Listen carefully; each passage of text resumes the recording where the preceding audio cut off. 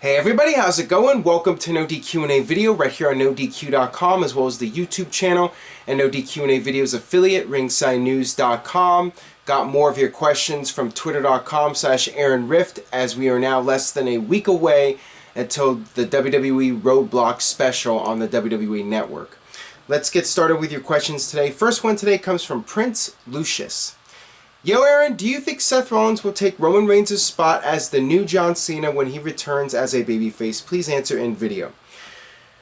Well, first off, it's not a sure thing that Seth Rollins will be returning as a babyface, although it seems to be the logical way to go because fans will be anticipating his return. He's going to get that initial big pop, and quite frankly, I think Seth Rollins should be a babyface in WWE, but will he be the top babyface?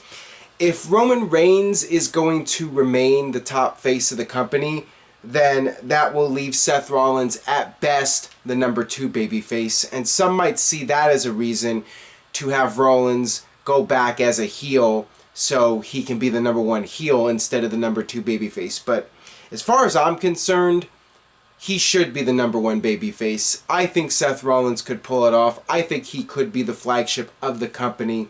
Yes, he's not John Cena, he's not Roman Reigns, but he is Seth freaking Rollins. Just an incredible performer, great talker, just an all-around ideal top WWE superstar. He might not be ideal for Vince McMahon, but I think for everyone else, I mean, he really is, I hate to say he's the new Shawn Michaels because I think he's the first Seth Rollins, but he is the closest thing to a modern-day Shawn Michaels, and I think in this era, he could be the top guy, and WWE would do very strong business. And how hard is it? How hard is it to have Seth Rollins as the top babyface and Roman Reigns as the top heel? I think WWE business would do just fine, and the internet fans would be happy, at least most of them. You would have a situation where most of the fans would be happy. And to me, it seems like a situation where almost everybody wins, so why not go in that direction? But it is what it is. WWE has their way of doing things, and sometimes they can get very stubborn. Alright, this next one, speaking of Seth Rollins, comes from Havid. Do you think Rollins will return before WrestleMania? Please answer in video. I think it's unlikely that he'll show up before WrestleMania, and also I think it's unlikely he will be at WrestleMania. I just feel it makes more sense to bring him back when he can actually be the top story of the pay-per-view or the Raw or whatever event he comes back at. If he comes back at WrestleMania, you already have so many other things going on that I feel it would lose its impact, and it wouldn't mean quite as much. When you already have Steve Austin on the show and The Rock on the show and a WWE title change perhaps, there's so many other big newsworthy things going on at WrestleMania. I just think it would be better to have Seth Rollins come back at a pay-per-view like Payback or Extreme Rules, one of those pay-per-views where his return could be the big story of that event. And you can set up your big match for SummerSlam also, which, if it was me doing it, if it was me booking the show, I would have Roman Reigns defending the WWE title against Seth Rollins at SummerSlam. And going back to earlier, I would have Rollins as the babyface challenging the heel Reigns. To me, that would be the most logical thing to do for SummerSlam. But I'm not working for WWE, and they know what they're doing. They're running this very successful business, making millions of dollars. What do I know? Alright, this one comes from the Daniel Allen. Could Roman Reigns' best way to being a top babyface is to turn heel and gain more charisma, mic skills, and turn face in a few years? I believe it was JR that suggested this idea, or maybe it was Steve Austin, I'm not sure. One of them did. I think that that would be a very logical way to get Roman Reigns to improve as an overall performer. By turning heel, I think you would take the handcuffs off of him. He would be able to go out there and be more creative with his character and really come into his own, similar to when Rocky Maivia went heel and joined the Nation and became The Rock. Who knows what Roman Reigns might discover about himself as a character you know, if he turned heel, he might be able to come up with a modified version of his character and get more over than he ever was in the past. You never know until you try, and that's the key. You really need to experiment and try different things. You know, just force feeding people something, it doesn't work a lot of the time. Sometimes it does, but only to a certain degree. But the most successful characters, from Stone Cold to The Rock, those were guys that got over organically, not a character that got shoved down somebody's throat. Alright, this one comes from Andrew. Longtime viewer and first time asker. Do you see Brock Lesnar retiring soon, or is there still potential opponents in the future? WWE still has the opportunity to do The Rock versus Brock. They could still do Brock Lesnar versus Randy Orton. They could still do a final one-on-one match between Brock Lesnar and Roman Reigns. So I do feel that he doesn't need to retire yet. I feel there's still several matches that you can have Brock Lesnar do in WWE. But maybe a year or two. I mean, I really feel that they've done close to as much as they can do with him. There's a couple matches left, but, you know, this whole thing of him just being a part-timer coming in every now and then, to me, it's starting to get old a little bit, and I think that once you do these last few matches, then after that, I think that it's time for Lesnar to call it a career. A few more matches, but end it after that. Don't let it go for another 4 or 5 years. That's just my take on it. Alright, this one comes from Tristan Quick. Is WrestleMania again going to be dominated by part-timers? Out of the top 3 matches announced, only 2 are on the full-time roster. That's what it's looking like at this point, and part of the situation is due to so many of the top full-time stars like Cena and Rollins and Orton, all those guys being on the injured list. So this year more than ever, WWE has to rely on their part-time stars to carry WrestleMania. You know, Brock Lesnar and The Undertaker and The Rock making a special appearance, and Shane McMahon, who's been gone for years. WWE needs to rely on these past names to help sell WrestleMania to the masses this year. So it's just, I think that if Cena was around and Rollins was around, who knows if we would even be seeing Shane McMahon right now? Who knows if things would be different? I mean, The Rock would have been part of WrestleMania regardless. So, you know, even with the guys being out of action, I think that WWE is still going to rely on part-time stars for WrestleMania, and they will probably continue to do so in the coming years unless they really have a major superstar take off, like a new Stone Cold Steve Austin type character. But, you know, the odds of that happening seem to be slim at this point. Alright, this one comes from Delts Boulderfist. TNA's product is pretty hot right now. Really? But I can't stand Josh Matthews. Should Mike Tenay be the lead commentator on Impact? Please answer in video.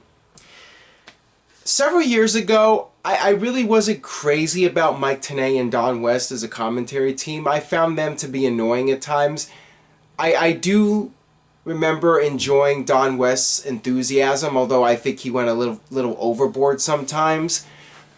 But now, in 2016, compared to Josh Matthews and the Pope, I thought that Mike Tenay and Don West were like Jim Ross and Jerry Lawler when you compare them to the announcers of today.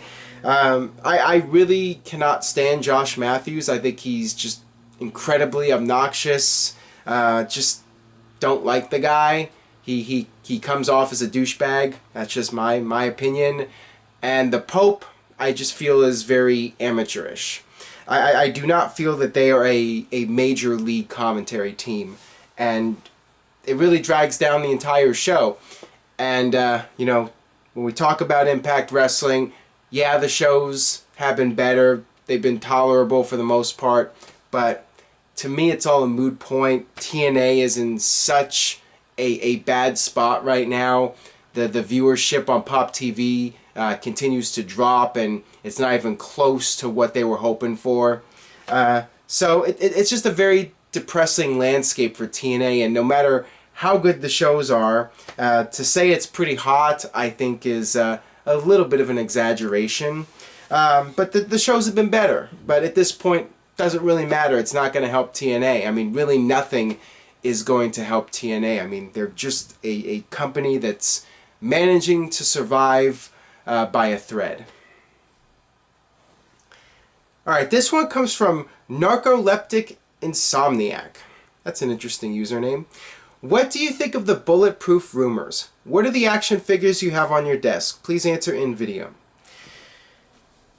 I know there's been a lot of speculation about Finn Balor coming on the main roster and doing his own version of the Bullet Club. And that could very well happen, but at the same time, I've said this before, it's not a Vince McMahon creation. And that's why I feel the odds of it happening are slim. Maybe he will come in and have his own faction. That's a possibility.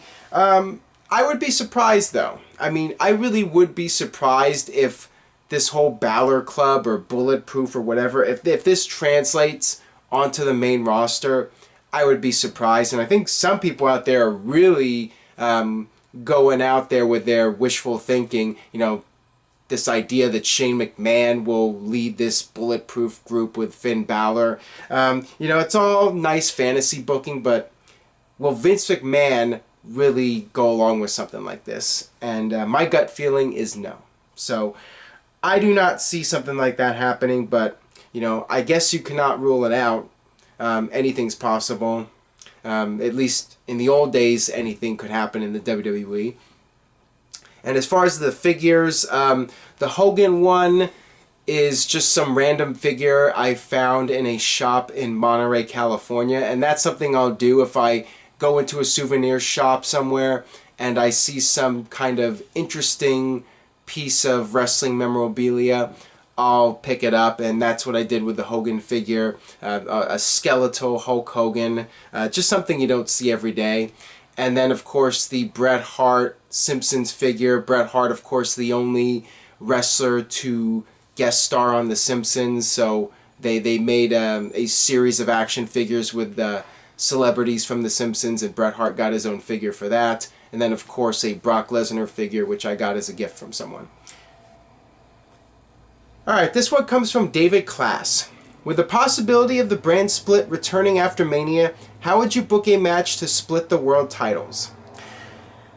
Well, I would not do a repeat of 2002 where the titles just split and one guy gets handed the title. What I would do, let's say if Shane McMahon got control of Raw and Roman Reigns was the champion on Raw, I would keep the champions separate. I would not do a situation where there's one champion on both shows, although you could do that, and some might feel that that's better instead of splitting the titles again. But, you know, I do like the idea of a world champion for each brand, and having Roman Reigns on Raw as the champion, and then Triple H and Stephanie can make their own new champion and do a tournament. Maybe do an actual proper King of the Ring pay-per-view with the winner becoming the SmackDown World Champion or whatever they want to call it. And then, of course, eventually you could do a champion versus champion match maybe at the next year's WrestleMania, or maybe once a year you can do a champion versus champion match, you know, just like they did at the Cyber Sunday that one year. Alright, this one comes from Joseph Allen. Hey Aaron, do you think if it's AJ Styles versus Kevin Owens for the IC title at WrestleMania 32, it is too soon for Styles to win the belt? That is definitely still a big if at this point. It's not looking like it. I would love to see that match at WrestleMania. If it did take place, I would go with AJ winning the title. I do feel it's time for AJ to win a singles title in WWE. So if it's not the IC title, I'd like to see AJ win a singles title at WrestleMania. I think that would be really good for him, winning a championship, his first WrestleMania. I think it's a nice story to tell, so I would go with it. So if it was my call, AJ Styles winning a championship at WrestleMania, preferably the IC title, but I think it's a long shot at this point, honestly. Alright, this one comes from Stu. We got another first-time asker here. Usually DQs and no contests are seen as letdowns, but are there any big matches that were helped by a non-finish? Sure, I think that a match can get away with a non-finish if it's advancing a storyline and the storyline is the real focal point rather than the outcome of the match. And the biggest example that I can think of off the top of my head, and I'm sure there's so many and I tend to forget, but the one that I think is the most memorable is Bash at the Beach 96 when Hogan turned heel. He came out there, he hit the big leg drop on Randy Savage, and at that point all the focus was on Hogan. Nobody cared about the finish of the match, and there was no finish. It just ended. But, you know, the shock of Hulk Hogan turning heel, you know, that was the big moment. People witnessed history that night. I don't feel anybody was upset that there was no finish to the match. Just the fact that Hogan turned heel and shocked the world, that was really enough.